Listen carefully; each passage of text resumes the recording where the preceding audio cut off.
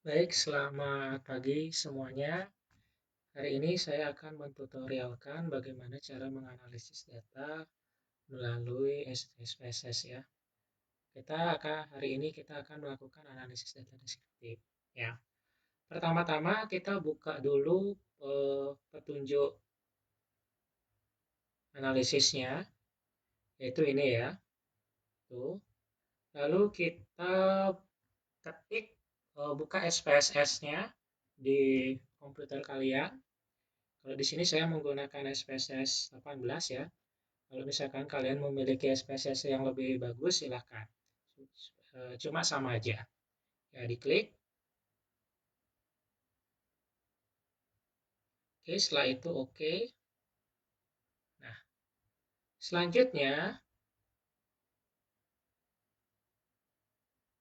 eh, kita akan memasukkan data Excel yang sudah saya berikan. Ya, caranya itu klik file, klik open, klik data. Ya, cari di mana file itu kalian simpan. Ya, kalau saya nyimpannya di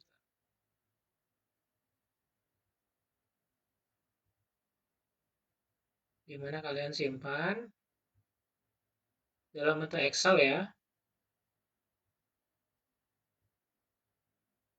Nah, ini file of tipenya diganti Excel. Ya. Nah, ini datanya, klik open. Ya, CHD data, klik open. Nah, setelah itu muncul tampilan seperti ini, diklik OK. Ya. Nah, akan muncul seperti ini. Ya. Nah, tampilan SPSS ini ada dua ya. Ini variable view itu menampilkan variabel-variabel apa aja yang ada. Ini ada umur, seks, jenis kelamin, kolesterol, BMI, CHD, time. Nah, ini datanya, data view-nya di sini. Ya, data view-nya ini seperti Excel ya, datanya semua di sini. Ya, langkah selanjutnya kita bisa memberikan label.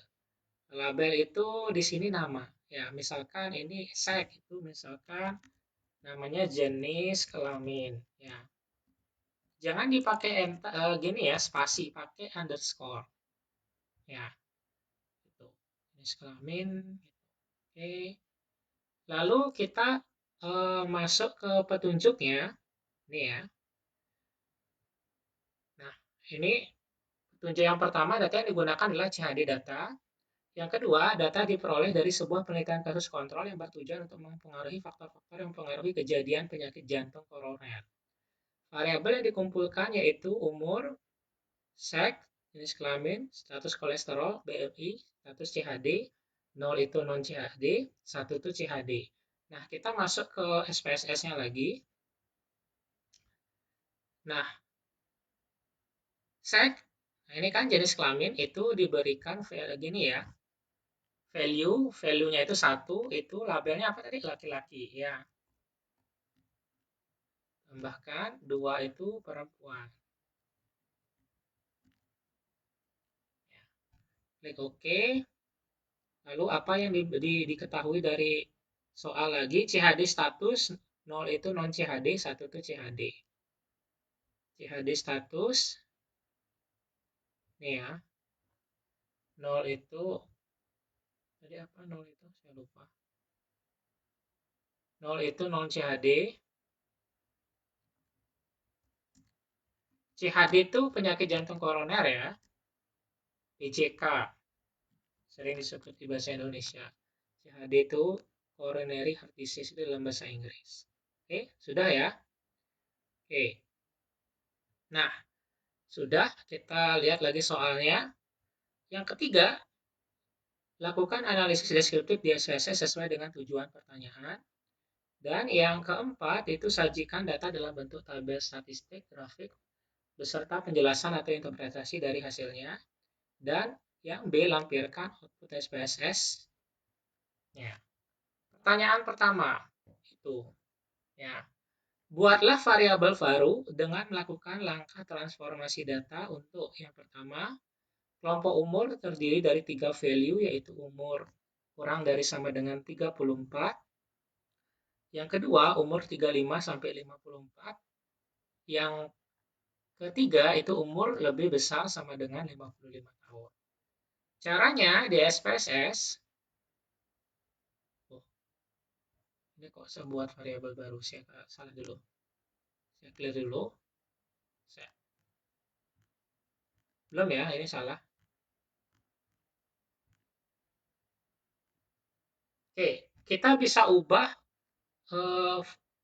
ini make sure-nya ini kalau misalkan X ini kan umur ya, dia berarti numerik, sek itu berarti nominal ya. Nominal. Kalau kolesterol itu datanya berupa numerik juga ya, kayak skala aja. BMI apa? BMI itu skala, CHD ini nominal ya, time skala aja. Oke, ya ini skala begini ya, skala pengukuran variabelnya. Ya, langkah pertama tadi soalnya kita disuruh buat variabel baru ya. Disuruh buat variabel baru kurang dari sama dengan 34 tahun, 35 sampai 54 tahun dan lebih besar sama dengan 55 tahun. Langkahnya di SPSS kita klik dulu transform ya. Recode. Ya, klik recode into different variable. Nah, ini cara untuk membuat variabel baru. Ya, i-recode untuk membuat variabel baru ya. Langkahnya apa tadi data yang kita gini kan umur ya, kelompok umur kita ingin buat variabel kelompok umur ya.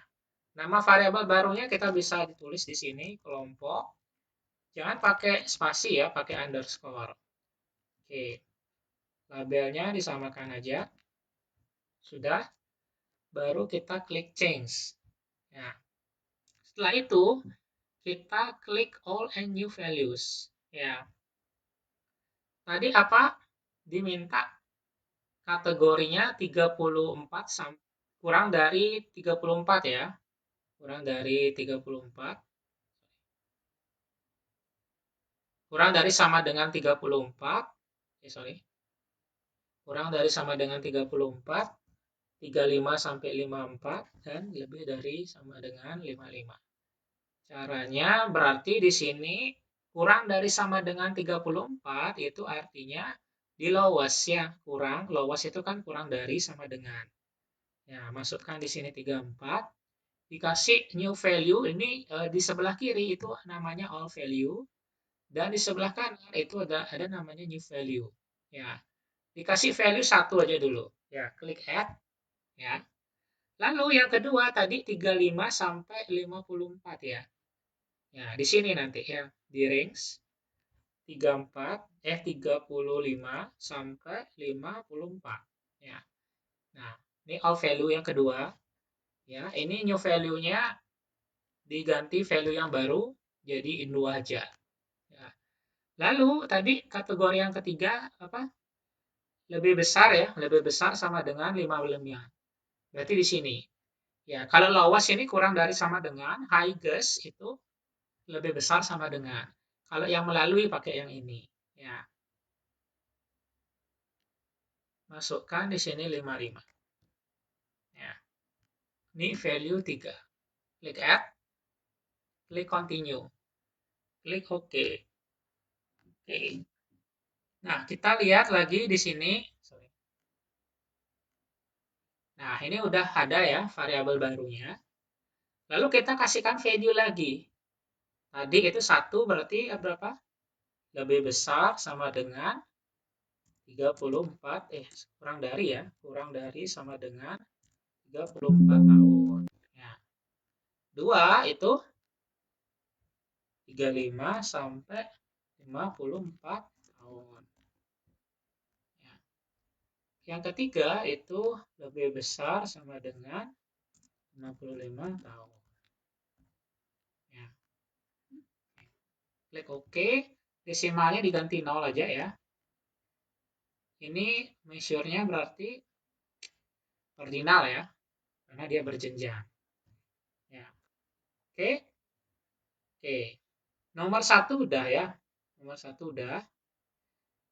Kita deskriptifkan sekarang. Oke, nomor 1 udah ya. Cara kita ngeceknya di sini ya, di data view.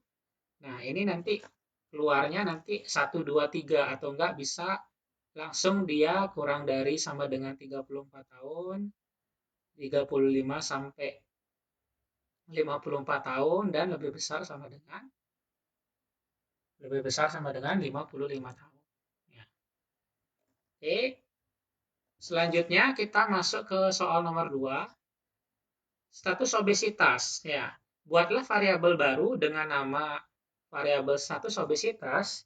Jika obesitas dia BMI-nya lebih besar sama dengan 25 dan non-obes bila BMI-nya kurang dari 25.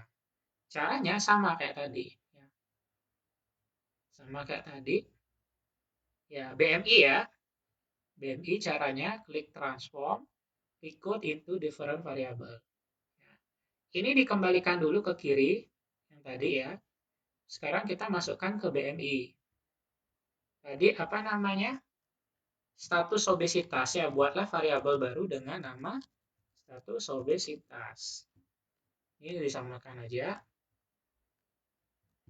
Klik change ya. Lalu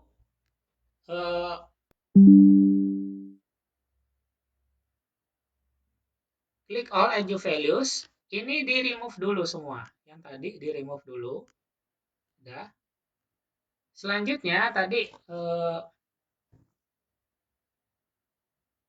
lebih besar sama dengan 25 dan kurang dari 25. Berarti lebih besar sama dengan 25, berarti di sini ya. Sorry.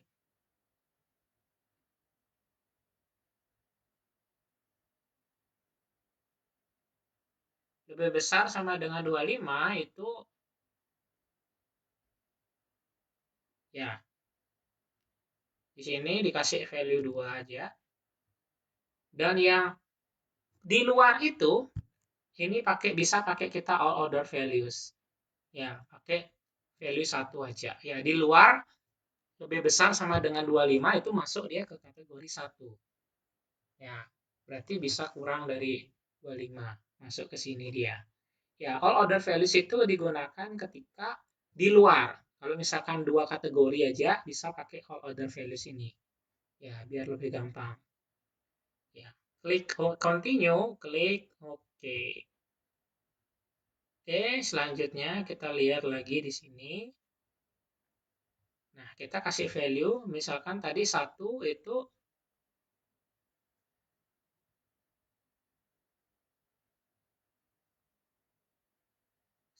berarti tidak obesitas ya.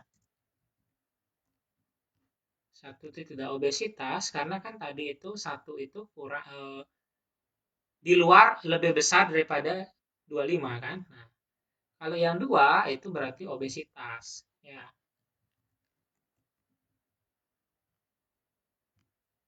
Ya, di sini desimalnya klik 0 aja, diganti 0. Oke, yang kedua 1B udah ya. Selanjutnya kita lihat di soal 1C. Status, buatlah variabel baru dengan nama status kolesterolemia. Bila hiperkolesterol, bila status level kolesterolnya lebih besar sama dengan 250. Dan normal bila kolesterolnya kurang dari 250. Caranya ya sama seperti tadi. Ya, caranya sama seperti tadi. Klik transform itu pakai ikut into different variable. Ini dikeluarkan dulu. Pakai yang kolesterol ya, karena kan itu kolesterol. Selanjutnya ini namanya status kolesterol ya, variabel barunya. Ini disamakan aja. Klik change. Ya. Lalu selanjutnya klik all other values. Tadi bila hiperkolesterol lebih besar 250 ya. Oke. Ini di remove dulu sama seperti tadi. Hiperkolesterol dia lebih besar 250, itu hyper ya. Hyperkolesterol itu dikasih value 2 aja ya. Atau yang selain itu masuk ke sini ya, pakai variabel 1 aja karena dia dua kategori, pakai all other value aja ya, all other value aja. Atau enggak di sini aja, eh, lowestnya 249 ya, 249, satu aja. Oke ya, kurang dari 249 itu masuk ke eh, yang normal, yang normal. Satu itu berarti normal ya. Selanjutnya di sini satu itu berarti normal ya. Dua itu hyperkolesterol. Oke, klik oke. Desimalnya diganti 0. Oke, sudah ya. Selanjutnya kita bisa menganalisisnya pakai tabel. Klik analyze, klik descriptive statistik, klik frekuensi. Tadi variabel apa aja? Ini ya, kelompok umur, masukkan aja. Status obesitas, masukkan aja. Status kolesterol, masukkan aja. Klik display frekuensi tabel, klik OK. Nah, ini hasilnya. Seperti ini. Ya. Tuh. Oke. Ya. Oke, selanjutnya eh,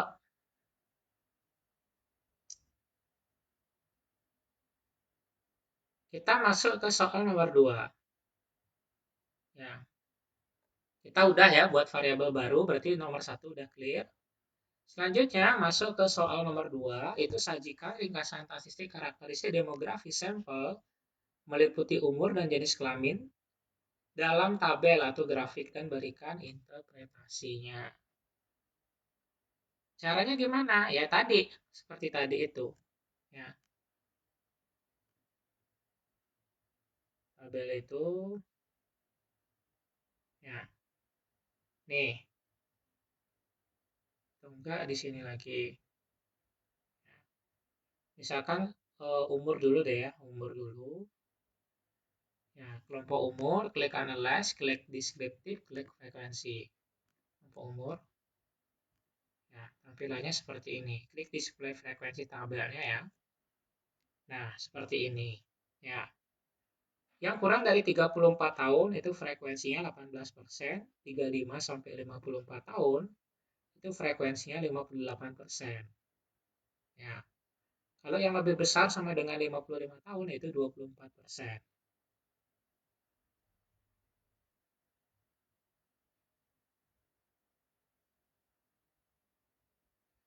Nah, seperti itu. Bisa juga pakai bar chart, chart ya, pakai bar, pakai persen. Nah, seperti ini dia. Ya, bisa pakai bar chart ya. Itu. Bisa pakai bar chart ya. Seperti itu.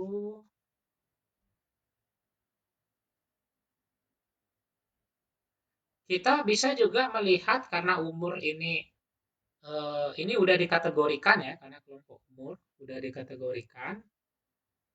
Kita juga bisa melihat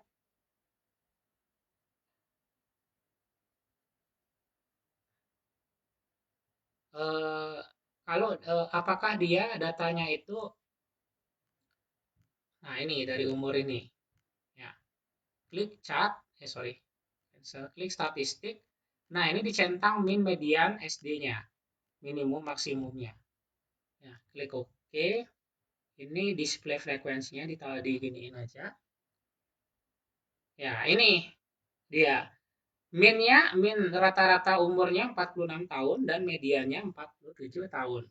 Ya, dengan umur terendah itu minimum itu 20 tahun dari 200 responden ya, valid 200 responden dan nilai maksimumnya umur tertinggi itu 69 responden. Ya, oke. Itu yang 1A ya.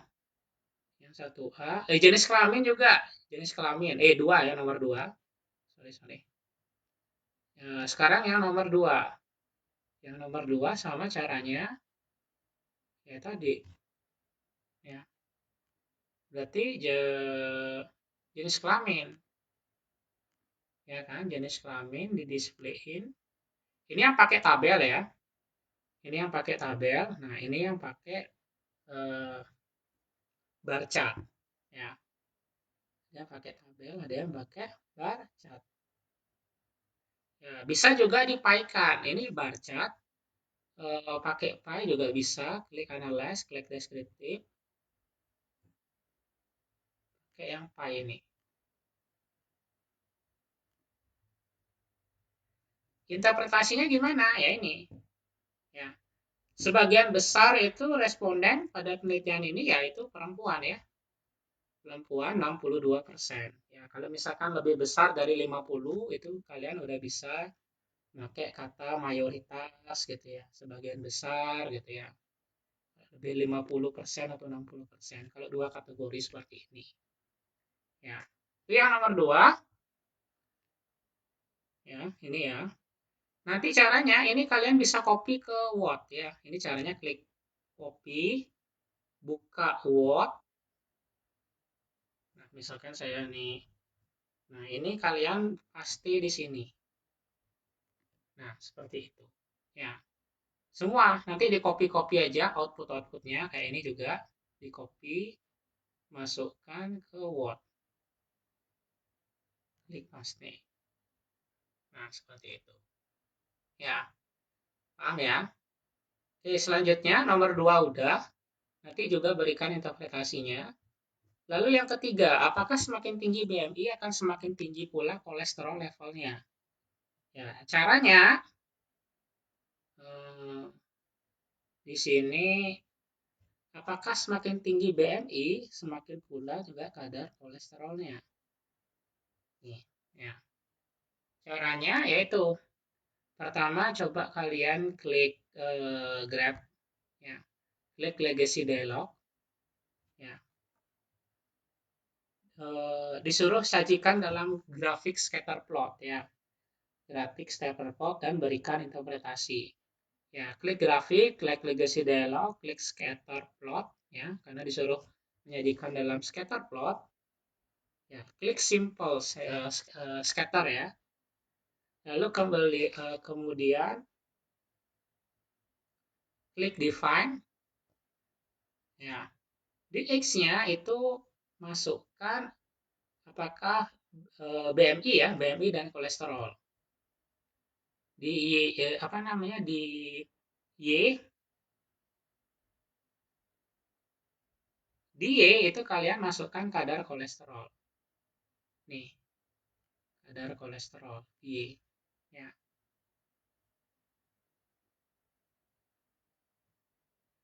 Di X kalian masukkan BMI-nya. Ya.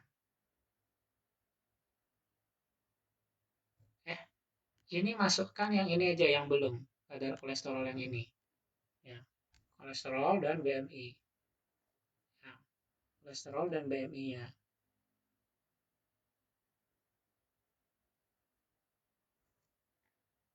Lalu bisa kalian memberikan title, misalkan title-nya scatter plot korelasi BMI dengan kadar kolesterol. Misalkan gitu ya. Klik continue, lalu klik OK. Nah, gini dia. Ya. Nah, kecenderungannya dia menyebar. Ya. Kalau kecenderungannya dia menyebar, tidak bergumpal pada satu gini, dia itu interpretasinya ini ya. Tidak terdapat kecenderungan yang kuat. Ya, terdapat kecenderungan yang kuat antara BMI dengan kadar kolesterol. Ya, kadar kolesterol totalnya. Di mana hal ini dimaksudkan semakin tinggi BMI belum tentu juga diiringi dengan peningkatan kadar kolesterol. Nah, itu interpretasinya. Ya, kalau misalkan gini itu memencar seperti ini. Kalau ada menggumpal, mungkin ya ada hubungan antara BMI dengan kadar kolesterol karena dia menyebar berarti tidak ada hubungan. Gitu. Ya. Semakin tinggi BMI belum tentu juga diikuti dengan peningkatan kadar kolesterol. Ya. Itu yang nomor 3. Selanjutnya masuk ke nomor 4. Ya. Soalnya bandingkan kadar kolesterol antara yang mengalami CAD dan non-CAD menggunakan box plot. Tadi udah kita pakai scatter plot, sekarang disuruh pakai box plot. Ya, antara kadar kolesterol dengan CHD dan non-CHD ya. Caranya sama, klik grafik, klik legacy dialog, klik box plot. Pakai yang simple aja ya. Klik define. Variabelnya itu masukkan yang kolesterol ya, variabel. Kalau kategori axisnya itu masukkan yang CHD. Ya. Lalu klik OK. Nah, ini dia. Nah, ini yang non CHD. Ini yang CHD. Ya. Gitu. Ini nomor sampelnya ya. Ini nomor sampelnya. Ya. Nomor sampelnya. Ini kita lihat ya. Kadar kolesterol terendah ya pada yang tidak terkena CHD, ini yang tidak terkena CHD ya, itu berada pada nomor sampel 193, 197, dan 199. Ya, itu. Di mana mediannya? Ya, ini mediannya ya. Di mana secara umum median yang CHD, ini median ya. Secara umum median yang CHD itu lebih tinggi dibandingkan dengan median yang non CHD. Ya, dan yang terkena CHD, ya, yang terkena CHD itu memiliki kadar kolesterol ya. Ini dan yang memiliki CHD memiliki kadar kolesterol yang lebih tinggi dibandingkan dengan yang tidak terkena CHD. Gitu. Itu interpretasinya. Ya. Itu interpretasinya bisa ya. Selanjutnya masuk ke soal nomor 5. Sajikan tabel distribusi silang CHD dan status obesitas serta CHD dengan status kolesterol. Berikan interpretasinya. Caranya sama. Ya.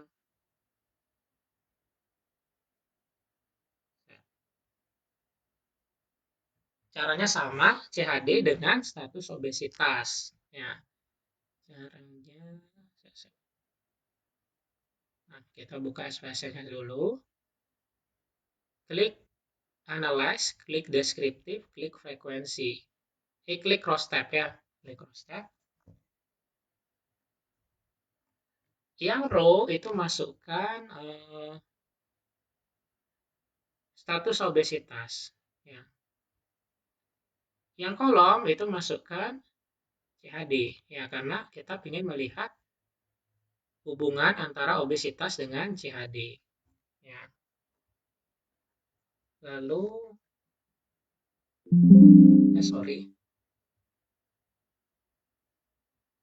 klik sel, klik secara row aja. Ya. Ini penelitiannya apa ya? Saya lupa. Case control ya. Kalau case control dia pakai kolom ya. Pakai kolom. Kolom. Sorry. Pakai row. Kalau row itu pakai cross sectional ya. Kalau kolom pakai case control. Nah. klik continue, klik OK. Nah, ini tabelnya seperti ini. Ya. Gimana cara interpretasinya? Misalkan saya berikan contoh nih ya. Dari 61 responden, ya, ini 61 responden yang terkena CHD, akan ditemukan sebanyak 73,8% yang memiliki status obesitas. Ya. Sedangkan dari 139 yang tidak terkena CHD, akan ditemukan sebanyak 46% ya, yang mengalami obesitas. Nah, itu contoh. Ya, itu untuk yang status obes dan non-CHD. Lalu yang kedua, kita masuk ke status kolesterol ya. Status kolesterol dengan yang CHD. Caranya sama. Klik analyze, di cross tab ya. Ini dikeluarkan, CHD-nya tetap ya, karena kolesterol. Status kolesterol dengan CHD. Nah, ini. Ya, dari 61 orang yang terkena CHD, ya, sebanyak 78,7% itu mengalami hiperkolesterol. Sedangkan dari 139 yang tidak terkena CHD itu hanya 43,2% yang mengalami hiperkolesterol. Oke, itu aja ya materinya. Nanti silakan kalian mengerjakan praktikum yang pakai petunjuk 2 ya.